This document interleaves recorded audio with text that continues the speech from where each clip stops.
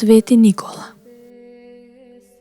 Свети Никола е роден во Патара, Мала Азија, околу 270 година, како единствено дете на неговите родители Теофан и Нина. При неговото крстарење го добил името Никола, кое во превод значи народен победник. Како дете, со голем восхит пристапувал кон проучувањето на Светото писмо. Неговиот духовен живот го стекнал преку неговиот чичко, кој исто така бил црковно лице, замонашувајќи се во манастирот Нов Сион. По смртта на своите родители, Никола го продал целиот свој наследен имот и парите од продажбата ги поделил помеѓу сиромасите.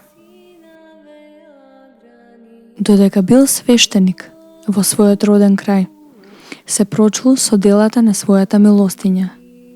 Христијаните веруваат дека му се јавил гласот на Господ кој му рекол: да не знае твојата лева рака што прави твојата десна рака. Набргу, потоа бил избран за архиепископ на градот Мира, денешна Турција. Во времето на царот Диоклецијан и Максимијан, кога христијанското население било прогонувано, мачено и затворено, истото му се случило и нему. Со доаѓањето на власт на Константин I Велики, престанало и прогонувањето на христијаните, кои во исто време добили рамноправно место во Римското царство. Присуствувал на првиот Вселенски собор во Никеја, каде се залагал за воведувањето на Светото Тројство. Поради голема ревност го удрил Александрискиот свештеник Арий. По ова тој бил оптужен за ерес, бил прогонет од самиот собор и му било забрането понатамошно присуство на собирите. Според христијанската традиција, на Свети Никола му било одобрено повторно присуство на црковните собири, поради јавувањето на Бог на избраните архиери, велејќи им дека сториле голема неправда. Уште додека бил жив, луѓето го сметале за светител и го повикувале на помош од страна на болните, несреќните и немоќните. Христијаните веруваат дека тој помагал на сите повици и дека од неговото лице сјаело светлост.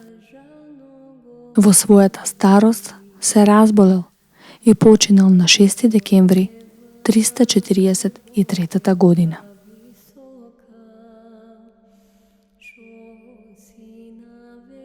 За едно друго време се раскажува дека другите светци му завидале на Свети Никола, затоа што многу бил почитуван и се поплакале на Бога.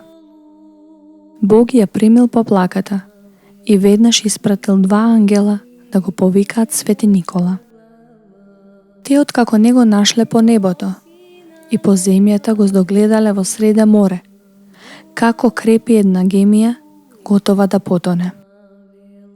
Му ја пренесле заповедта, а тој ги замолил да му помогнат да ја извадат гемијата на суво.